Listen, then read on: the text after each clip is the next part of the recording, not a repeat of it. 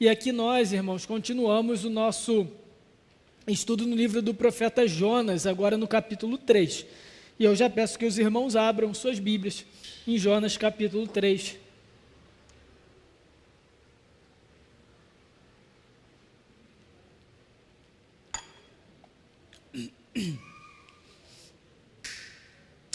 Jonas capítulo 3.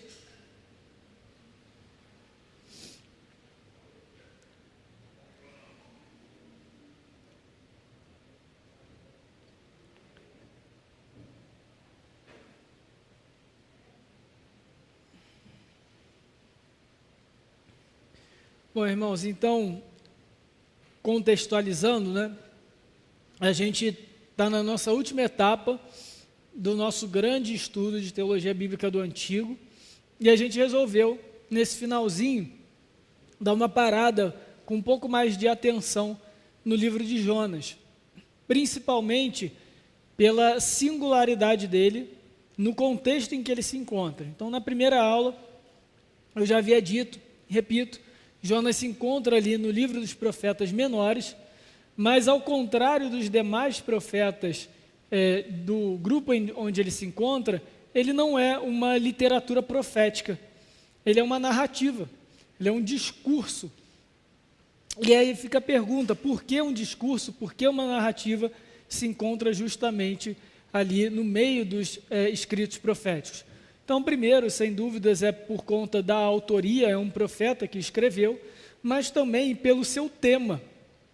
Como profecia de Deus, ela tem o objetivo de revelar algo do próprio Deus e revelar algo do Senhor especificamente para a história da redenção.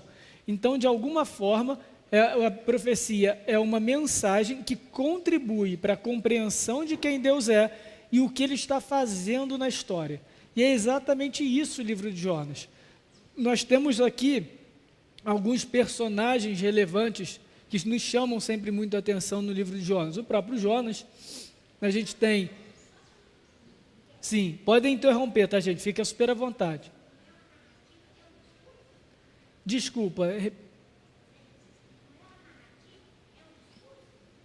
Isso, vou explicar. Eu falei narrativa e depois eu falei discurso. É porque, como forma literária das formas literárias bíblicas, principalmente do hebraico, ele é considerado um discurso, mas é um discurso narrativo, tipo isso. Né? Então, é um pouquinho confuso mesmo, porque a maneira como a gente categoriza os gêneros literários bíblicos não necessariamente é a nossa forma comum. Então, por exemplo, qual é o gênero literário do Evangelho? Evangelho. Então, assim, é uma narrativa, é o registro de eventos, é o registro de uma vida de uma pessoa, mas ele tem o objetivo de transmitir uma mensagem maior. Então, algumas pessoas criaram esse gênero literário narrativa. Então, confunde mesmo, né, Evelina? É assim mesmo. Mas, realmente, se a gente olhar próximo da gente, é uma narrativa, ele está narrando os fatos. Mas, oficialmente, ele é considerado ali um discurso, tá? Não é um discurso profético. O que é um discurso profético? É o que a gente tem, por exemplo, nos oráculos de Isaías, quando fala assim, e a palavra do Senhor me chegou, dizendo, ou o Senhor apareceu para mim no ano tal, e disse. Aí sim é um discurso profético, né? Nesse caso, a gente tem um discurso narrativo. Mas, beleza. Então, gente, a gente tem essa natureza que o texto em si não é a profecia. A gente não tem exatamente aquilo que Deus ordena que Jonas pregue, embora a gente tenha só a ordem de Deus para Jonas. Mas no curso da história da redenção, e é o que a gente vai ver hoje no capítulo 3, o texto inaugura, nos apresenta elementos novos acerca do Senhor. Então, como eu já disse, a narrativa ela tem uma função profética, não pelo a sua forma literária, mas pelo seu conteúdo. E a gente tem dois temas principais no livro de Jonas. Por isso até as nossas aulas vão ser um pouco repetitivas. Eu falei desses temas na primeira aula, eu vou falar hoje e eu com certeza vou falar no domingo que vem, porque são os dois grandes temas do livro de Jonas, que são a misericórdia de Deus e a soberania de Deus. Ok? Misericórdia de Deus e soberania de Deus. Então, no capítulo 1, nós vimos a soberania de Deus em diversos aspectos. Primeiro, a soberania de Deus em direção aos seus servos. Então, Deus é quem chega para Jonas e o convoca, o envia, ordena que ele vá pregar para Nínive. Isso é prerrogativa do Senhor. Ele escolhe o servo que ele quiser, para a missão que ele quiser, para proclamar a mensagem que ele quiser, para quem ele quiser. Então, fica muito claro que a soberania de Deus é quem conduz o profeta Jonas. E no primeiro capítulo, quando Jonas então desobedece a Deus, tenta agir contrário àquilo que Deus ordenou, Deus então vai usar do seu poder para corrigir o curso do profeta, para obrigá-lo a fazer a sua vontade. É o que a gente vai ver no capítulo 3. Depois de toda aquela situação com o peixe, com os marinheiros, com o barco e tudo, o texto parece que volta lá no capítulo 1, e veio a palavra do Senhor a Jonas dizendo, vai e prega a grande cidade de Nínive. Tipo, parece que resetou. É isso mesmo. É isso que o livro está nos mostrando. Olha, Deus é soberano sobre os seus servos. A vontade de Deus sempre vai ser feita na nossa vida. A gente queira ou não, mas ela sempre vai ser feita. Então, isso fica muito claro no capítulo 1. No capítulo 1 também é na soberania de Deus sobre a natureza, então é Deus usando a própria natureza ali, a tempestade, o mar contra aquele barco, e depois quando Jonas é lançado ao mar, o peixe, e é interessante na linguagem do livro, que é escrito, e Deus ordenou aos mares, e Deus ordenou ao peixe. Então fica muito claro que o autor, no caso Jonas, ele está nos mostrando, olha, é o Senhor quem manda nisso tudo. Ele não é só soberano sobre os seus servos, ele é soberano também sobre a sua criação. E no exercício dessa soberania, ele vai conduzir tudo de acordo com a sua vontade. E o último ponto é que Deus também é soberano pelos eventos da história. Então, sejam aqueles eventos mais ordinários, menores, mais simples que fossem. Então, a exemplo das sortes que os marinheiros lançam e caem sobre Jonas, até mesmo, e a gente até conversou sobre isso, né? Se Jonas não tivesse se rebelado, aqueles marinheiros nunca teriam conhecido ao Senhor. Então, certamente, Deus escolheu Jonas com esse propósito. Ele poderia ter escolhido outros profetas, entre aspas, humanamente falando, muito melhores que Jonas, muito mais obedientes, que prontamente iam se levantar e ir para Nínive. Mas Deus já tinha um plano para aqueles marinheiros também. E nesse plano de Deus, para aqueles marinheiros, para alcançar aqueles marinheiros eleitos pelo Senhor, ele se valeu da rebeldia de Jonas. Então vejam, tudo na história é costurado para que Deus exerça a sua misericórdia de forma soberana. Então esse é o grande tema de Jonas. No capítulo 2 de Jonas, nós vimos especificamente sobre a misericórdia de Deus, e aí então a oração de Jonas no ventre do peixe, e como é prerrogativa do Senhor exercer misericórdia para quem Ele quiser. E esse é um outro grande tema do livro, porque na verdade a tensão do livro nasce exatamente daí. A gente falou isso no capítulo 1. Quando Deus chama Jonas para pregar para Nínive, Nínive era a capital da Síria, eles eram sanguinários, eram hiperviolentos, eram terríveis, aquela coisa toda, mas não é medo que faz o profeta fugir, é ira, é revolta contra os ninivitas, porque ele sabia do coração de Deus. Ele sabia que muito provavelmente ao pregar contra Nínive, os ninivitas se arrependeriam, e Deus ia se arrepender, a gente vai falar isso daqui a pouquinho, e Deus ia se arrepender do mal que ele tinha prometido aos ninivitas. Então no coração de Jonas é como se aquele povo não merecesse a salvação. E aí então, no exercício da sua soberania, o Senhor também usa todas essas circunstâncias para corrigir o coração de Jonas. E, na verdade, ele vai passar o restante do livro todo tentando corrigir o coração de Jonas. A gente vai chegar nele também. E agora, no capítulo 3, nós veremos também da misericórdia e da soberania, mas se manifestando dentro da história da redenção, sobretudo no reino de Deus aplicado às nações, aplicado a todos os povos. Essa abrangência, essa grandeza do reino de Deus, já vista desde Jonas. Tá? Isso daí é um aspecto novo que a gente vê, então, no livro de Jonas. Então, vamos ler capítulo 3 do livro do profeta Jonas, versículos 1 e 2.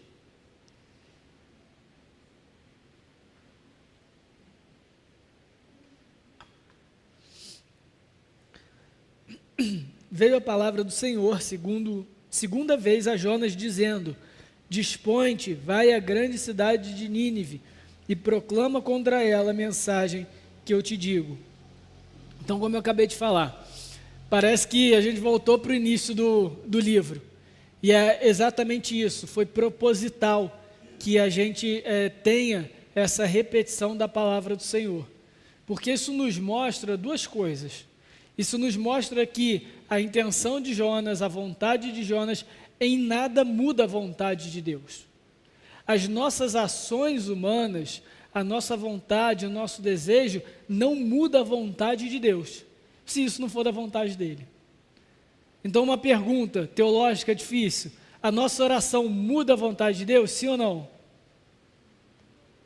Sim ou não? Então, por que a gente ora?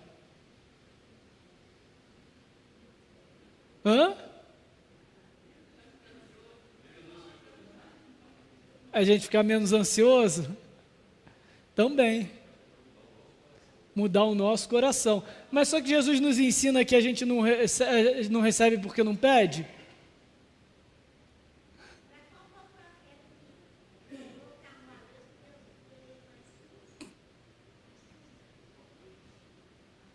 Oi?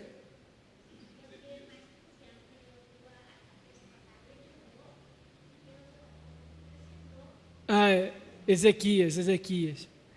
Pois é, irmãos, a gente tem essa dificuldade com isso. Deus usa as nossas orações para executar a sua vontade e nos dar coisas. Porque a oração, irmãos, é mais do que um pedido. A oração é muito mais, por exemplo, eu lembro quando, antigamente, que tinha rodízio e churrascaria, aí tinha umas churrascarias que vinha um papelzinho, aí você ia marcando o que você queria. Eu quero coração, eu quero pão de alho, eu quero frango, não sei o que lá. Às vezes a gente tem essa relação com a oração, acha que é esse papelzinho do rodízio que a gente depois entrega para Deus e Ele devolve para a gente. Não é isso. A oração é um meio de graça, ou seja, é um meio pelo qual Deus nos abençoa. E qual é a graça que nos chega através da oração? Não é necessariamente aquilo que Deus vai nos dar da oração, mas é a própria oração, porque é o relacionamento com Deus, é a intimidade, é a comunicação. Então, a Débora falou, e tem razão, a oração deixa a gente menos ansioso. Por que deixa a gente menos ansioso? Porque a gente confia no Senhor aquilo que nos falta, aquilo que a gente precisa, e a gente aprende a lidar com essa falta. Em alguns momentos, o Senhor vai nos responder a isso, nos dando aquilo que nos falta. Outros momentos, Ele vai nos dar a paz que nos falta, por não ter aquilo que queremos. Nisso tudo, o nosso coração vai sendo moldado e a nossa intimidade com Deus vai sendo acrescida. Então, é para isso que é a oração. E por que a gente não recebe? Porque a gente realmente não pede. E se não pedimos, se não oramos, é porque nós estamos distantes do Pai. Nós deixamos de receber graça. Nós deixamos de ser abençoados pelo Senhor. Às vezes é para esperar, às vezes não, é para não ter mesmo, então...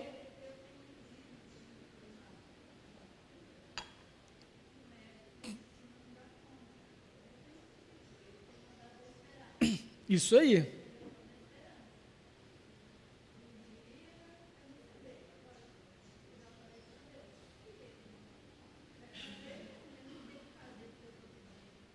Exatamente.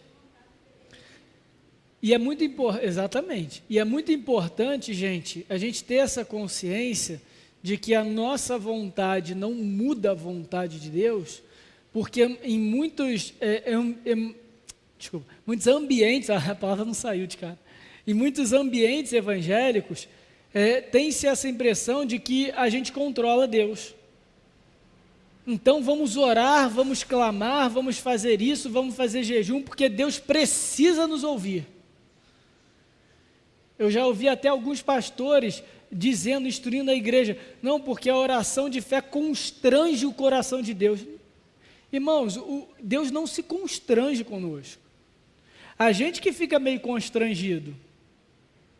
Até na reunião de oração dessa semana, a gente meditou até na parábola daquele amigo inconveniente que chega de madrugada, e aí chega lá meia-noite pedindo pão, porque chegou um vizinho, chegou lá uma visita, e aí Jesus fala assim, olha, aquele cara, se ele não atender porque é por bem, ele vai atender pelo incômodo. E aí logo depois Jesus fala, olha, se vocês são maus, sabem dar coisas boas aos seus filhos, imagine Deus. Então, o que Jesus está falando? Deus é contrário a esse cara da parábola. Ele nunca vai ficar contrariado em nos dar as coisas. A gente não é porque a gente está incomodando Deus que ele vai acabar ouvindo. A gente não vai constranger o coração de Deus. Mas ele tem prazer em nos dar.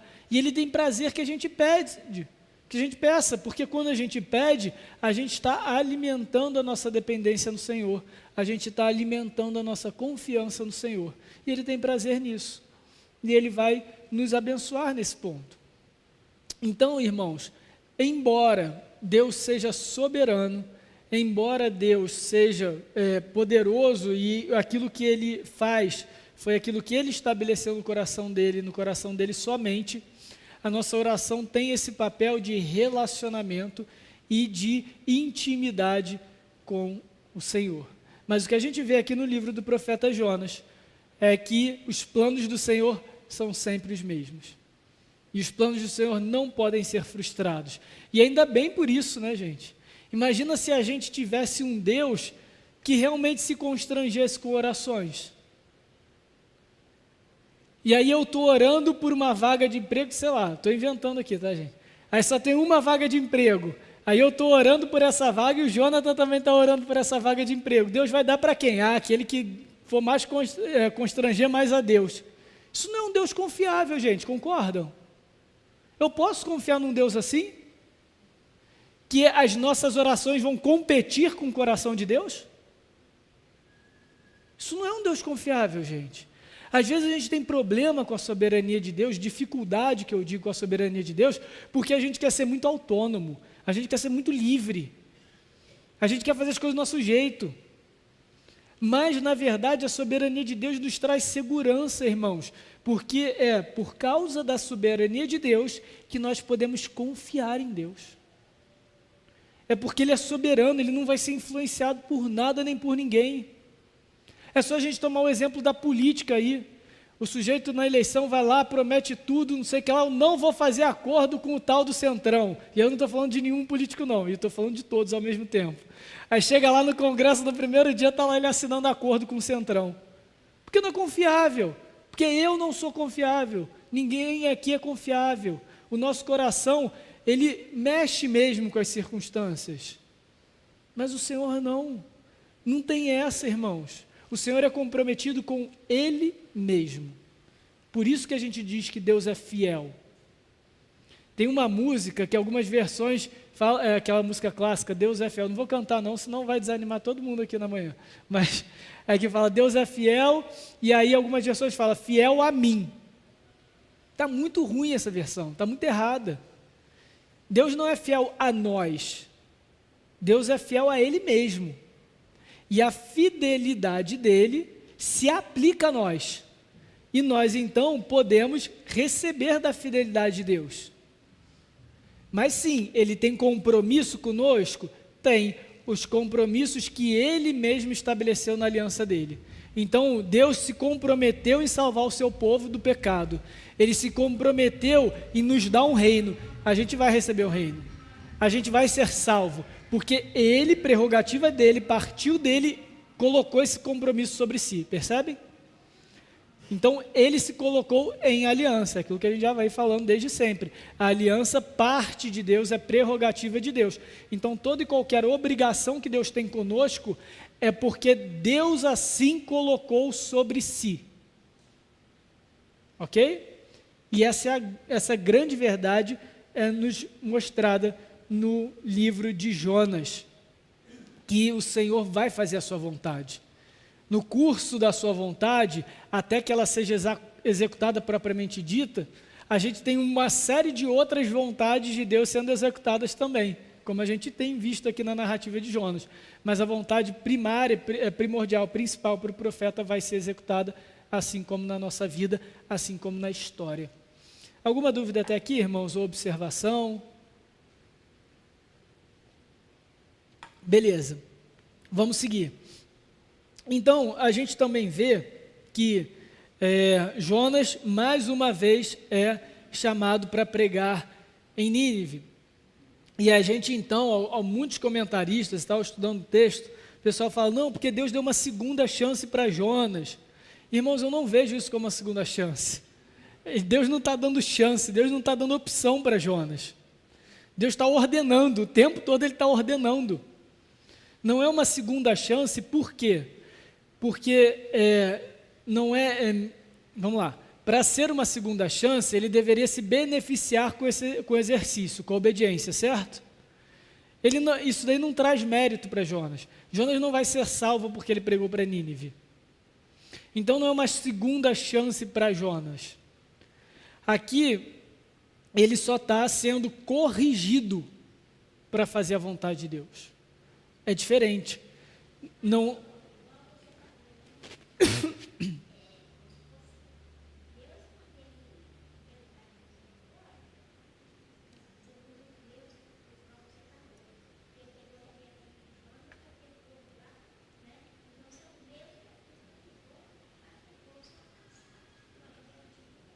Exatamente. Deus usou de misericórdia, os meios que ele usou para alcançar aquele povo foi a rebeldia de Jonas. Então, realmente, a gente não precisa forçar aqui uma primeira chance, uma segunda chance a Jonas. Não, a gente está vendo que Deus é soberano. E, na realidade, irmãos, o grande personagem do livro é Deus. Não é Jonas, não é o peixe, não são os ninivitas. Esse livro fala sobre o Deus Todo-Poderoso, o Deus que costura e conduz a história de acordo com a sua vontade. Então, aqui ele está dizendo, o texto está dizendo, realmente, não tem como fugir de Deus. Não tem como fugir do poder de Deus, não tem como fugir da vontade de Deus. Se Deus estabeleceu que os ninivitas vão ouvir o evangelho através da vida de Jonas, assim vai acontecer. Mas é lógico que também nesse processo, como eu disse aos irmãos, outras coisas são realizadas pelo Senhor. Através de Jonas, através da sua rebeldia. A gente viu os marinheiros e também o próprio coração de Jonas. A gente vê que a rebeldia de Jonas foi usada tanto para converter aqueles homens, os marinheiros, quanto para converter o coração do profeta. Quanto para corrigir o coração do profeta e reconhecer que Deus é soberano e bondoso o suficiente para salvar a quem Ele quiser. Não é à toa que no versículo 9, capítulo 2, se vocês quiserem voltar um pouquinho, capítulo 2, Jonas 2, versículo 9, se você tem o hábito de marcar a sua Bíblia, você pode marcar esse versículo, porque esse é o versículo mais importante do livro. Inclusive, ele está no centro do livro. Ele está praticamente no centro do livro. Quando a gente divide o livro no texto hebraico, o texto vai fazendo assim até esse versículo. Então, versículo 2, capítulo 2, Jonas 9. Jonas 2, versículo 9. Mas com a voz do agradecimento eu te ofereci sacrifício, que votei, pagarei. Aí assim, agora sim, a frase mais importante do livro. Ao Senhor pertence a salvação. Ao Senhor pertence a salvação. Esse é o resumo do livro de Jonas. Então, nesse versículo a gente vê esses dois grandes temas teológicos que eu falei, da soberania e da misericórdia. Ao Senhor pertence a salvação, ou seja, Ele dá ela para quem Ele quer, soberania, mas Ele dá salvação. Existe salvação para o homem pecador, existe salvação até para o pior dos povos, no caso aqui Nínive. Existe salvação, misericórdia. Ao Senhor pertence salvação. E Jonas também precisava aprender isso. Jonas precisava ser humilhado, Jonas precisava ser moído, Jonas precisava ser corrigido. Vejam que o naufrágio, nem teve naufrágio na realidade, a tempestade, ele ser engolido pelo peixe, isso daí foi o pior castigo que Jonas poderia ter. Ele estava disposto a morrer para não pregar em Nínive. Quando os marinheiros descobrem, o que ele fala? Me lança no mar. Ele estava disposto a morrer, gente. Ia ser lucro para Jonas morrer, porque aí ele não ia fazer aquilo que Deus mandou ele fazer. Então, vejam, quando Deus salva Jonas, aí realmente, no capítulo 2, a gente viu que ele no abismo, ele clamou pelo Senhor, provavelmente quando ele já estava afundando, aqueles minutos, aqueles segundos de morte.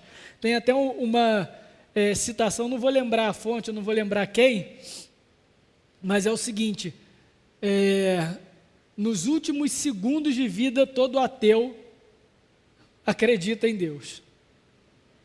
É bem isso mesmo, perto da morte, irmãos, não importa o que aconteça, a gente está chegando perto da nossa finitude, e isso acaba com a gente, isso abala a estrutura do ser humano.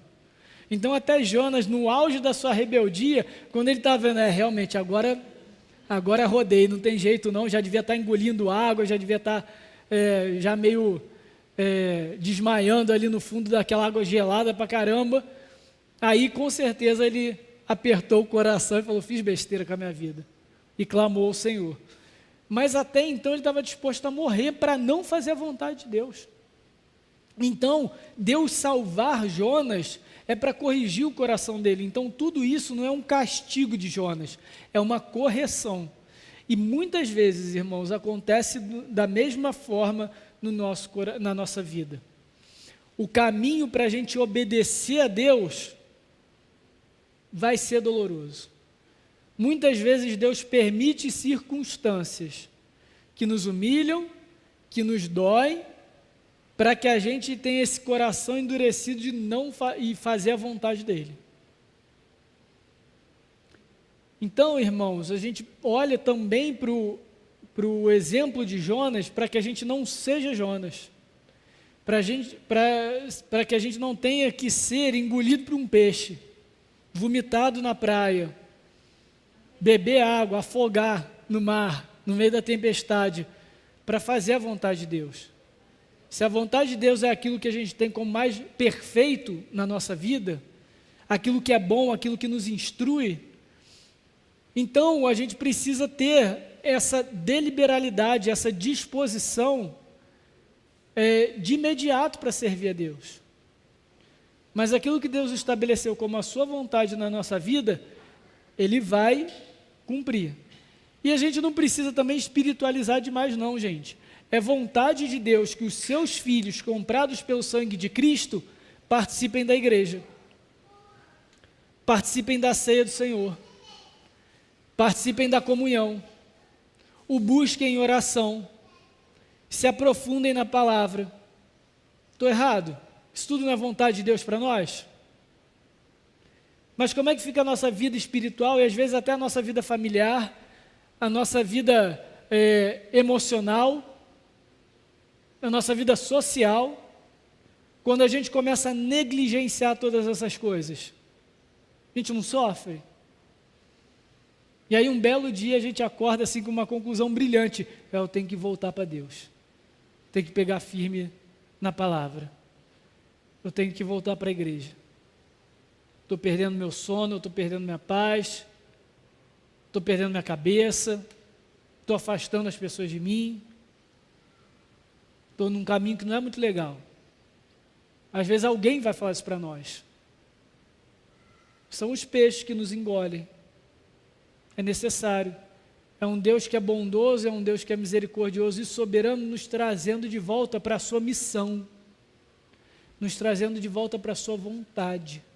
nos trazendo de volta para perto dele.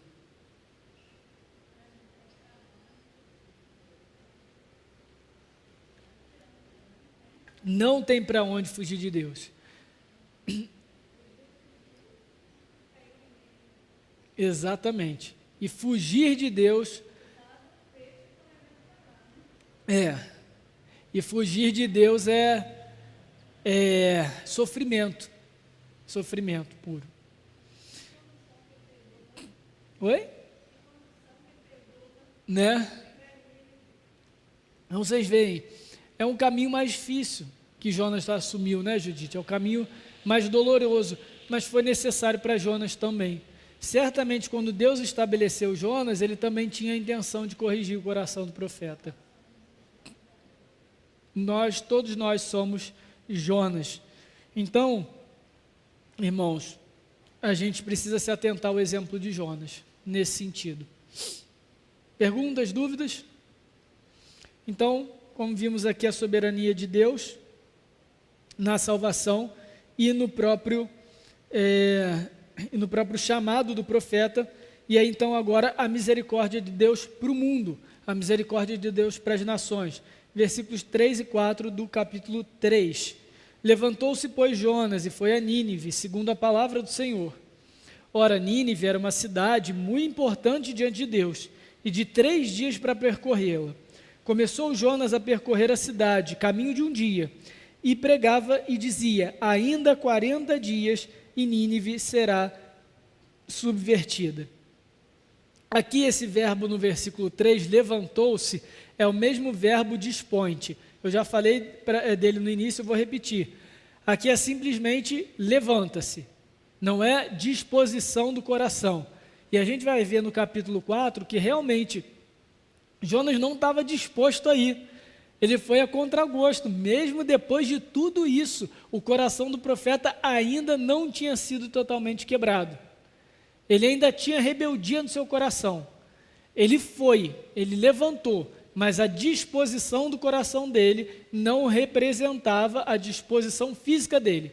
Ele foi a contragosto e a gente vê isso na maneira como ele pregou para Nínive. Então o texto nos diz aqui, ora, a cidade de Nínive era muito importante diante de Deus. E esse importante aqui, irmãos, é porque ela era muito grande. Tá? No original a cidade era muito grande, mas a ideia de ser muito grande, de ter registrado aqui ela ser grande ou grandiosa, é justamente para mostrar que ela era importante para Deus. Por que Nínive era importante para Deus? Se a gente olha num contexto geopolítico da época, ela era a capital do maior império da região, do Império Assírio. Então, certamente, a ação de Deus ali ia ser única na história. E se a gente olhar para a história mesmo, aqui a gente tem registrado 120 mil pessoas na cidade de Nínive. E esse avivamento que aconteceu na história de Nínive nunca aconteceu na vida. Nunca mais na história aconteceu um avivamento como esse. Em um dia de pregação, 120 mil pessoas se arrependerem e entregarem a sua vida ao Senhor. A gente não tem registro disso, gente. Percebem? É um momento único na história. Na pior nação da época, na capital do pior império da época, justamente para mostrar o poder de Deus e a soberania de Deus para salvar quem Ele quisesse. Agora, na soberania de Deus, na administração da salvação, o que é a administração da salvação? É justamente Deus salvar quem Ele quer. Tá? A história de Nínive é complicada, porque 30 anos depois de Jonas, o rei de Nínive, que provavelmente não era esse rei que se converteu, invadiu Jerusalém, invadiu Israel e levou o povo cativo. E 120 anos depois, o profeta Naum profetizou contra Nínive. Maldição contra Nínive. Então, irmãos, embora aquela salvação tenha sido algo espetacular, ela foi muito pontual na história de Nínive. Foi somente uma geração e logo se perdeu. Por quê? Porque assim Deus quis. Mas a gente olhando para a história da redenção, Deus também nos ensina um ponto importante. Ele é o Senhor das nações. Ele quis salvar só uma geração de ninivitas, só uma geração de assírios, porque isso foi o suficiente para mostrar para Jonas e para nós que de fato a salvação pertence ao Senhor. E Ele vai dar essa salvação a quem Ele quiser. Então o profeta Jonas vai e prega de qualquer jeito. Ele vai e obedece, mas obedece a contragosto. Então aqui a palavra diz que Nínive era uma cidade para ser percorrida em 3 dias. Em outras palavras, para ele rodar a cidade inteira, passar entre todos os bairros, digamos assim, ele demoraria 3 dias, andando de dia e de noite, para passar em todas as regiões da cidade. Ele fez isso? Não. Ele pegou um caminho de um dia, ou seja, ele pegou uma avenida de Nínive, saiu correndo, gritando, e é isso aí, e foi embora da cidade, e sentou para ver o que ia acontecer depois. Então, ele não teve nem preocupação, como ele nunca teve, nem comprometimento com aquilo que ele estava fazendo diante do Senhor. E a soberania de Deus coloca diante de nós aqui, é colocada diante de nós aqui, até mesmo no desleixo de Jonas. É como se Jonas falou, beleza, já que eu tenho que ir, eu vou, mas eu vou de qualquer jeito. E Deus falou, tá bom, é só isso que eu preciso. É só isso que eu preciso. Porque não é o mérito de Jonas a pregação, é o poder do Espírito Santo sobre Nínive. E é interessante a palavra de Jonas que é registrada, a gente não sabe se é todo o discurso de Jonas, tá? Mas aqui é pelo menos uma parte. Versículo 4, começou Jonas a percorrer a cidade, caminho de um dia, e pregava e dizia, ainda 40 dias, e Nínive será subvertida. E é interessante essa expressão será subvertida, porque ela também é usada contra Sodoma e Gomorra. Então, na cabeça de Jonas, provavelmente ele estava ali, acabando com os ninivitas. Mas no original, essa expressão tem um duplo sentido, porque ela significa será virada de cabeça para baixo. E foi exatamente isso que o Espírito Santo fez em Nínive. Ele fez exatamente aquilo que Jonas pregou, sem Jonas saber que estava pregando aquilo. Nínive foi virada de cabeça para baixo.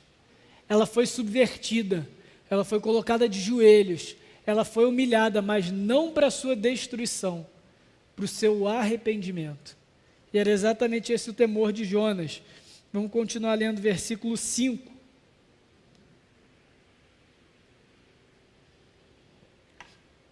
Os ninivitas creram em Deus e proclamaram um jejum e vestiram-se de panos de saco, do maior até o menor. Chegou essa notícia ao rei de Nínive.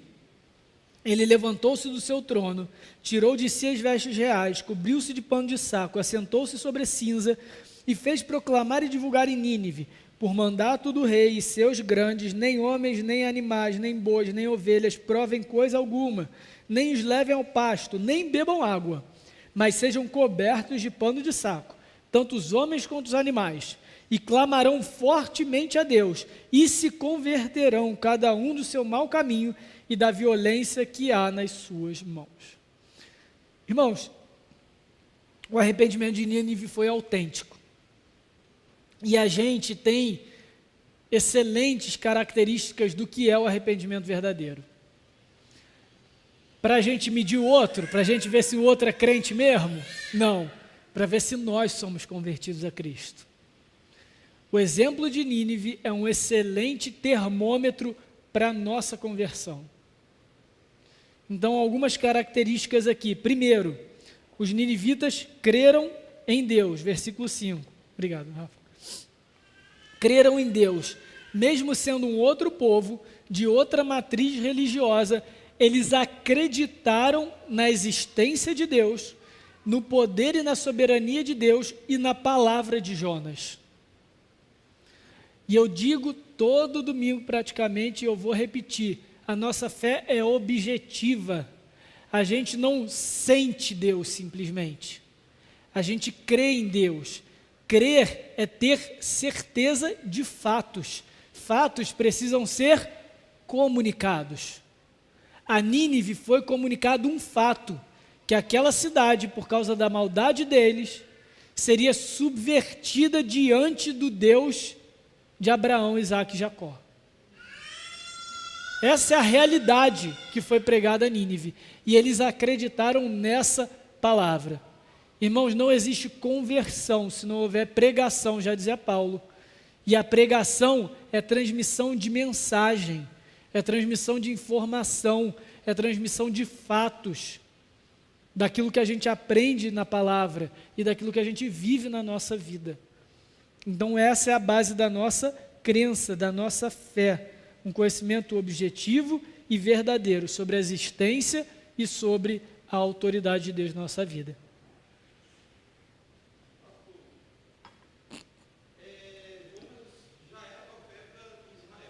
Isso.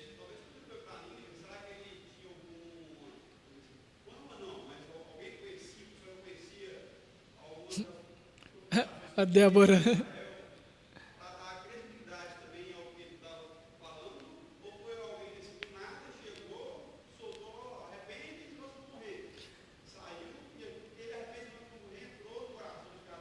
Uhum. A pergunta é se Jonas já tinha alguma credencial aí que favoreceu, né, a pregação dele. Provavelmente não, né, porque Israel não era uma grande nação da época. Então, para a capital da Síria saber quem era o profeta de um dos povos que estava ali, mas com certeza a Síria já conhecia Yahvé. Quando eu falo Yahvé, é o Deus da aliança, o Deus do pacto. Porque as histórias do que o Senhor fez no povo de Deus eram muito conhecidas. Eram conhecidos, por exemplo, como que Deus humilhou o faraó. Isso foi marcado na região do Oriente. E isso daí é algo que os historiadores não conseguem provar e descobrir por que o faraó liberou tantos escravos. Hoje a gente já tem vestígios históricos que comprovem o êxodo de Israel. A gente já tem saídas, a gente já tem registro de baixas de escravos, a gente já tem isso. Mas o que não tem registrado nos documentos egípcios é o motivo. E é lógico. Quem conta a história vai contar a sua história, você não vai contar que você perdeu. É igual um argumento contra a Bíblia. Ah, mas não tem nenhum registro histórico de que Nínive realmente se converteu a Deus. Como eu falei, primeiro, foi a conversão de uma geração apenas. Segundo, os registros históricos assírios são muito desorganizados, eles não são cronológicos, e eles se concentram em vitórias e atrocidades de guerra. E terceiro, você não vai colocar que na sua história ali, por um breve momento, a capital da sua nação se converteu a um Deus pequeno e inimigo, na visão deles, né, gente? Pequeno e inimigo na visão deles. Então, assim, tem muitos motivos. Então, assim, provavelmente ele não conhecia Jonas, mas certamente ele já conhecia um Deus e o que Deus já tinha feito pelo povo e ali naquela região, ok? Isso daí com certeza ajudou. Porém, é o Espírito Santo, sem dúvida, porque você vê nada é propício, nada é favorável na pregação de Jonas para que eles se convertam. Então, eles creram em Deus, depois eles mesmos fizeram jejum e pano de saco, e aqui era um simbolismo para humilhação. Você vê, Jonas não prega para que eles façam isso, mas esse era um costume até da época, não era exclusivo do povo de Israel, que quando você se humilhasse diante de uma autoridade, pedindo clemência, seria com roupas rasgadas, roupas velhas, ou pano de saco, e jogar terra na sua cabeça, enfim. Então isso daí era uma demonstração de que eles realmente estavam arrependidos, eles se humilharam na presença do Senhor, eles reconheceram que eles eram devedores, eles reconheceram a sua culpa. E esse também é uma característica muito importante da conversão.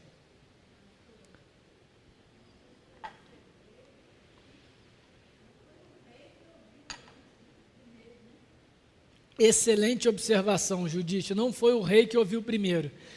como que chegou a palavra no rei? Foi Jonas? O povo que ouviu primeiro. E essa é outra marca da conversão genuína. Jonas falou para alguns só, é como se tivesse descido a Marisa gritando aqui, e passou um maluco aí ontem, acabou. Mas aí, o que aquele maluco falou? E um foi falando para outro, e um foi falando para o outro. Então a pregação de Jonas, embora completamente capenga, digamos assim, só na avenida, muito pouco, muito limitada pela própria dureza do coração do profeta, realmente converteu aquelas pessoas.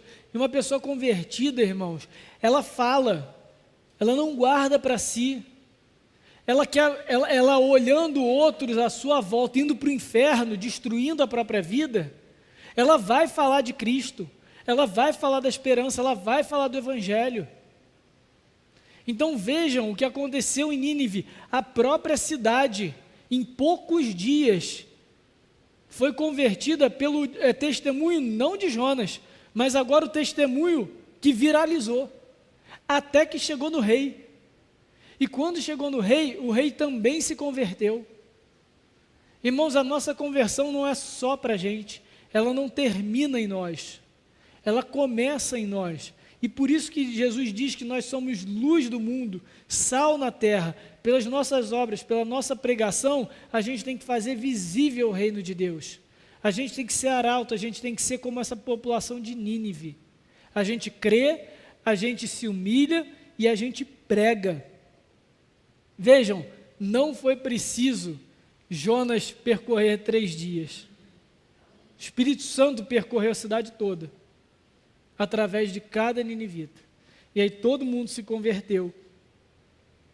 E por último, é você abandonar a sua prática, você realmente mudar de vida. Não adianta você converter na sua mente e não converter no seu coração.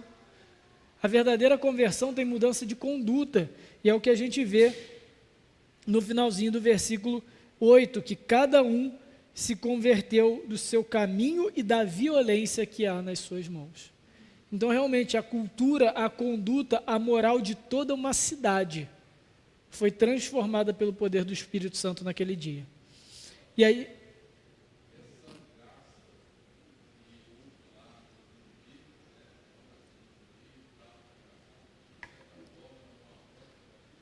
aponta, e esse é o último ponto da nossa escola dominical, que é justamente a aplicação cristocêntrica. A gente vai chegar lá, e aponto com certeza. É isso aí, gente. Então, gente, a gente vê que a mensagem para Nínive era uma mensagem de juízo, mas, de alguma forma, ela carregava consigo esperança. A gente não sabe toda a mensagem, mas a gente sabe que o que aconteceu aqui em Nínive é o que o profeta Jeremias tinha registrado. Abra em Jeremias 18, por favor, rapidinho. Jeremias 18, versículos 7 e 8.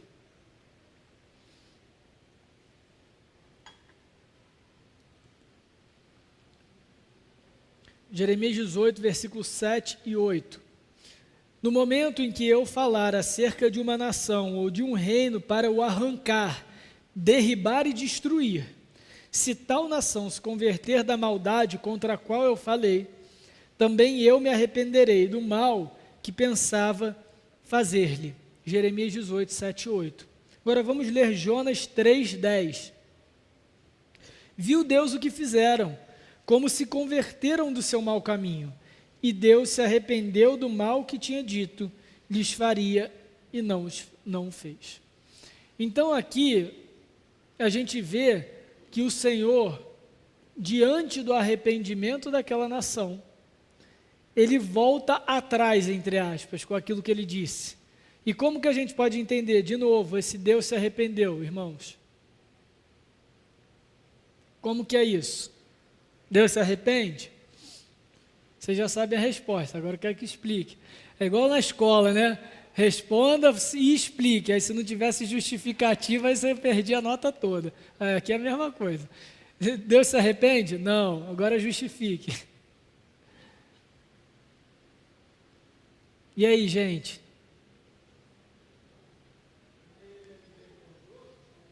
porque ele é misericordioso. Então, isso daí tem a ver com a misericórdia, porque ele, basicamente, quando fala que Deus se arrependeu de ter dito aquilo, é que pesou no coração de Deus, entristeceu ao Senhor, e ele não vai executar aquilo que ele anunciou. É a mesma coisa em Gênesis 6. Deus se arrependeu de ter feito o homem. É porque doeu no coração de Deus o que aconteceu com a sua criação. E aí ele disse que ia destruir, mas aí ele não destruiu. Ele não aplicou a sua justiça. E é exatamente essa a essência da misericórdia. Você acertou na mosca, Toninho. Por quê, gente? Misericórdia é justiça não aplicada. Isso é misericórdia. Graça é favor e merecido. É quando Deus faz algo que a gente não merece. Ah, mas a justiça a gente também não merece. Também não merece. Mas a graça é simplesmente algo bom que chega até nós. Se Deus não agir com graça, não acontece nada. Então vamos supor, eu chego aqui e quero, sei lá, dar um carro para alguém. Isso é bem fictício, tá, gente? Pelo amor de Deus. Isso aí é graça. Isso aí é graça. Ninguém mereceu ganhar um carro, você vai lá e está aqui o carro, pronto. E se eu não der o carro, vai acontecer algum mal para a pessoa? Vai ter alguma consequência? Não, sabe, não aconteceu nada. Então é só um favor imerecido. A misericórdia não. A misericórdia é justiça não aplicada, ou como alguns teólogos dizem, não justiça de Deus. Vou dar o meu exemplo clássico, que eu adoro esse exemplo. Está no trânsito, aí passa um bendito, criado à imagem e semelhança de Deus, com uma moto, e vara o teu retrovisor. Aí esse bendito é iluminado pelo Espírito Santo, desce da moto e fala assim, pô, me desculpa, amigo, eu vou pagar teu retrovisor. Foi totalmente culpa minha, eu não devia nem estar andando assim com moto. Acontece sempre. Eu posso falar tranquilamente, tem motoqueiro aqui na igreja, então está de boa. Tudo em casa. E aí ele, não, vou pagar, vou arcar com os custos. Aí eu falo para ele, não, meu irmão, vai e não peques mais. Não, foi um acidente, ou é isso aí, e a situação, e essa cena se espalha por Ouro Branco. Caramba, que pastor bacana. O motoqueiro estava disposto a pagar o retrovisor dele, ele falou, te perdoou. Na semana seguinte, um outro, criado à imagem e semelhança de Jesus, também varou meu retrovisor. Aí eu falei, pô, meu irmão, agora tu vai pagar essa parada. Que isso, cara, mas aquele lá da semana passada você liberou. Ué, mas agora você vai ter que pagar. Irmãos, eu estou sendo justo ou injusto com ele? Estou sendo justo. Com o primeiro eu fui justo? Não. Eu fui injusto? Não. Eu agi de misericórdia. Com o primeiro eu quis aplicar misericórdia. Com o segundo eu quis aplicar justiça. É exatamente assim que Deus age. Para aquela geração de Nínive, só aquela, ele agiu com misericórdia. Com outra geração, séculos depois, ele levantou o profeta Naum, mas não foi para pregar em Nínive. Naum nem foi em Nínive, só escreveu a profecia contra Nínive. Não tinha mais arrependimento ali, porque ele quis exercer juízo. A mesma nação, a mesma cidade, uma geração diferente, pessoas diferentes. Porque Deus faz assim, como Ele quer, da forma que Ele quer. Jonas 2,9, a salvação pertence ao Senhor. Essa é a raiz da misericórdia. Tranquilo, gente? Ficou claro? Graça, misericórdia, justiça. Muito importante esses conceitos. Então, por fim, nossa aplicação cristocêntrica, o que a gente vê? Como que o livro do profeta Jonas contribui para a grande história da redenção? Ele nos traz um aspecto novo dessa salvação, que já havia sido prometido a Abraão, já havia sido revelado a nós, mas o modus operandi, a maneira como Deus ia aplicar, cumprir essa profecia a Abraão, a gente não sabia ainda. Então vamos rapidinho voltar em Gênesis 12, versículo 3. o chamado de Abraão, Gênesis 12, versículo 3. Abençoarei os que te abençoarem, e amaldiçoarei os que te amaldiçoarem. Em ti serão benditas todas as famílias da terra. Essa bênção e essa maldição concentradas em Abraão, a princípio, as pessoas poderiam achar, os primeiros do povo de Deus, poderiam achar que, bom, são aqueles que estiverem unidos a Abraão, que estiverem aliados a Abraão. E de fato esse era o entendimento do povo de Deus por muito tempo, inclusive no tempo do profeta Jonas, que se você quisesse salvação, para você alcançar a salvação, para você usufruir das bênçãos da aliança, das promessas da aliança em Abraão, você teria que se unir ao povo. Então, aqueles de povos pagãos, eles deveriam ser salvos e servir ao Deus de Abraão, de Isaac e de Jacó. Ok? Esse era o meio comum, porque a salvação estava confiada a uma nação, tinha um processo étnico, cultural, do qual você deveria se filiar para então você ter acesso a essa salvação. Ok? Agora, quando a gente chega em Jonas, a gente está vendo uma cidade inteira, a Assíria, e deles é pregado o evangelho. Agora vejam, alguém se circuncidou em... Não, mas não estava na lei de Abraão? Que todo homem, e toda família que fosse salvo, o homem, e a partir do 8º dia deveria se circuncidar, porque essa era a marca da aliança? Percebem? Por isso também que isso causa estranhamento em Jonas. A gente vê Deus mudando, entre aspas, a expectativa que foi criada. Mas como um outro povo inteiro, que não vai se converter a Deus e não vai fazer parte do povo de Deus, na visão, né, dos contemporâneos de Jonas e até de Jonas, pode ser salvo? A Deus pertence a salvação. O modus operandi, a forma como a salvação se aplica, não era bem aquela que o hebreu da época, e quando eu falo hebreu é porque aqui ainda havia os dois reinos do norte e do sul, como o hebreu da época, o israelita da época esperava. Não é à toa que qual é a discussão da mulher samaritana no poço com Jesus? Onde a gente deve adorar? Ou seja, onde é que Deus, o Messias, vai aparecer e vai se manifestar? Pode falar, Léo.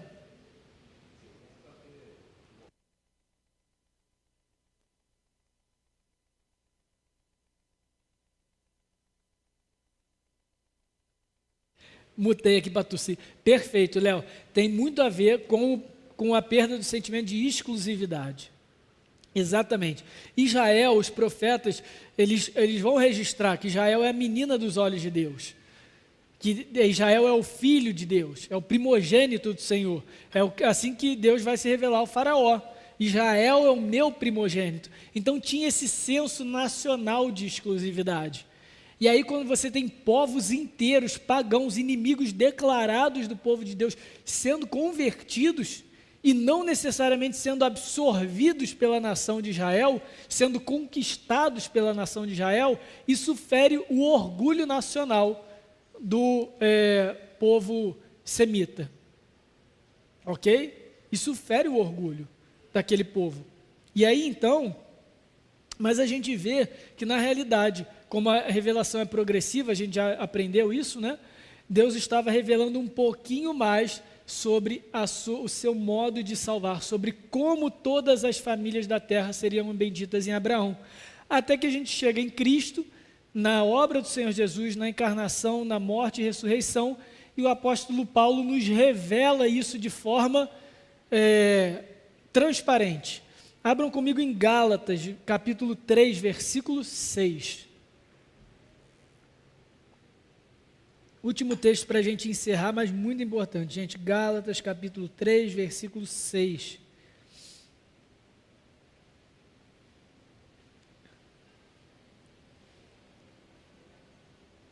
Paulo, então, escreve a sua carta aos Gálatas, provavelmente a primeira carta de Paulo que ele escreveu às igrejas, as igrejas ali da região da Galácia. E aí então, ele vai falar sobre a aplicação da promessa de Abraão para Abraão de salvação de todas as nações. É isso que Paulo está ensinando para os Gálatas. Na carta aos Gálatas, Paulo vai falar sobre o mistério revelado, sobre o conhecimento revelado. Que mistério é esse para Paulo? É Cristo salvando todas as nações. Cristo salvando representantes de todos os povos, línguas e nações. Isso era um mistério. Por que isso era um mistério? Porque quebrava essa expectativa judaica.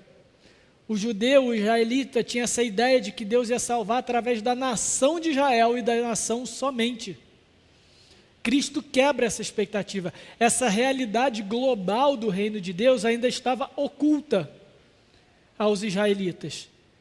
E quem revela essa nova realidade? O próprio Senhor Jesus. Gálatas 3, versículo 6. É o caso de Abraão, que creu em Deus, e isso lhe foi imputado para a justiça. Sabei, pois, que os da fé é que são filhos de Abraão. Ora, tendo a Escritura previsto que Deus justificaria pela fé os gentios, aqueles que não são naturalmente judeus, pré-anunciou o evangelho para Abraão. Qual é o evangelho de Abraão? Que a gente acabou de ler. Em ti serão abençoados todos os povos. Versículo 9. De modo que os da fé são abençoados com o crente Abraão. Então o que Paulo está dizendo é o seguinte: o grande mistério do evangelho foi revelado a nós, em Cristo Jesus. E que mistério é esse? Que na verdade os descendentes de Abraão, os filhos de Abraão, as famílias que seriam abençoadas em Abraão, que a gente acabou de ler em Gênesis 12, são exatamente os cristãos, todos, não só o judeu, não só o israelita, mas também os gentios de todas as nações. E esse sempre foi o plano de Deus para a história, irmãos.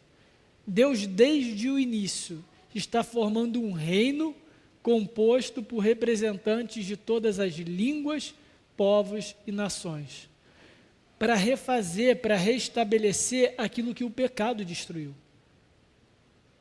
Vejam que o Pentecostes é o oposto da Torre de Babel. Na Torre de Babel, os homens queriam um nome para si e construíram uma torre. Deus vê aquilo, o anjo desce e bagunça as línguas e cada um segue para um lado. Foi exatamente a partir daí que a gente teve o início das nações primitivas. Porque dentre as muitas características culturais de um povo, o que representa e caracteriza um povo, uma cultura? A sua língua, o seu dialeto. E isso é tão forte que a gente vê até no Brasil, no nosso regionalismo. A gente tem o mineirês, a gente tem o carioquês, a gente tem o nordestino, e a depender do nordestino vai ter as diferenças. Pequenos dialetos regionais que representam a cultura daquela cidade, daquele estado, daquela localidade. Não é assim? Então Babel criou inúmeras culturas e fragmentou aquilo que Deus criou unificado. O que o Espírito Santo no Pentecostes vem fazer? Unifica aquilo que foi fragmentado pelo pecado. Então aqui agora na igreja vocês têm um pastor carioca. Tudo bem. Isso é graça. É o evangelho chegando a todas as nações. Chegou no Rio de Janeiro também. Percebem? Isso é o evangelho sendo cumprido. É o reino mostrando a nós sendo mostrado que o reino é maior do que aquilo que foi destruído pelo pecado e que é unido em Cristo Jesus. E um dia a gente vai fazer parte de um único reino, sob um único rei. Essa realidade cósmica, essa realidade na história, começou a ser ensinada em Jonas. Foi prometida a Abraão, foi revelado em Jonas. E em Cristo, isso se cumpriu. E hoje a gente tem o privilégio de viver esse último momento da história da redenção. Por que eu falo que é o último momento? É porque é assim que Paulo também endereça, são os últimos dias. Porque agora o Evangelho alcança todas as nações. Agora o Evangelho está livre para alcançar todos os 4 cantos do globo, todas as línguas, todos os povos. É isso que Apocalipse descreve em Apocalipse 20, quando desce o anjo com a chave e prende Satanás por 1000 anos para não mais enganar as nações. Porque agora o evangelho está livre para ser pregado. E ele vai ser pregado a todos os eleitos, até que se cumpra o número estabelecido pelo Senhor, desde a fundação dos tempos. Dúvidas? Então vamos orar e encerrar esse nosso momento de escola dominical. Oi?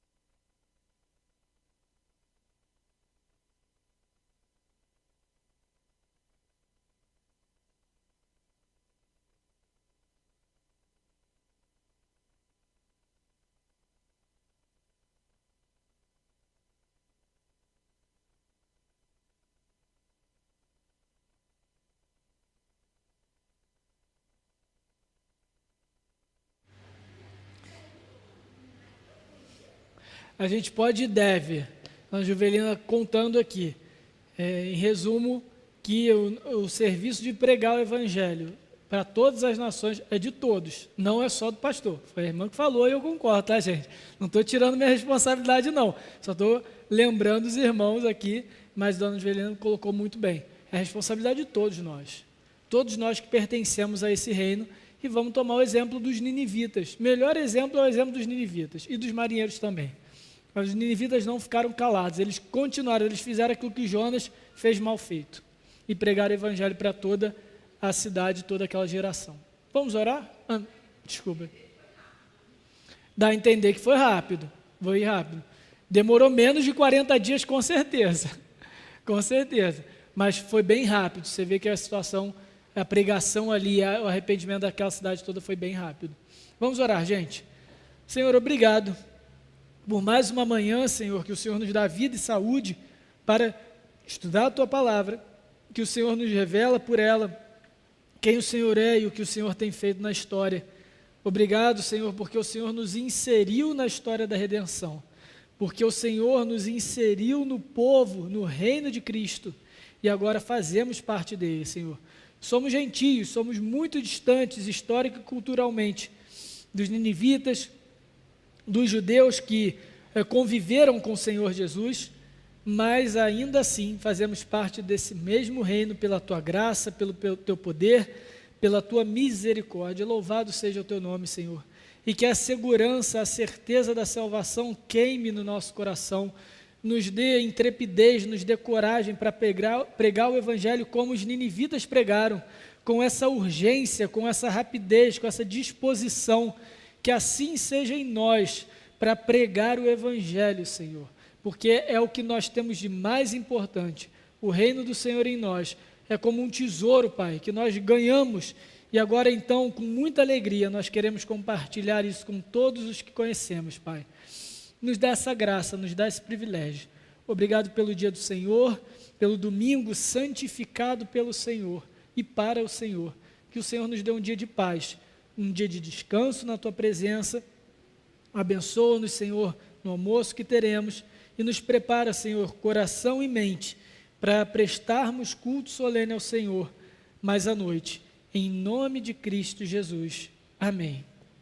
Amém, meus irmãos, bom domingo, Deus os abençoe, descansem na paz do Senhor, e à noite eu estarei no ponto de pregação, mas no finalzinho do culto eu volto para dar os atos pastorais, e o nosso irmão William estará aqui conosco, permitindo Deus. Deus os abençoe.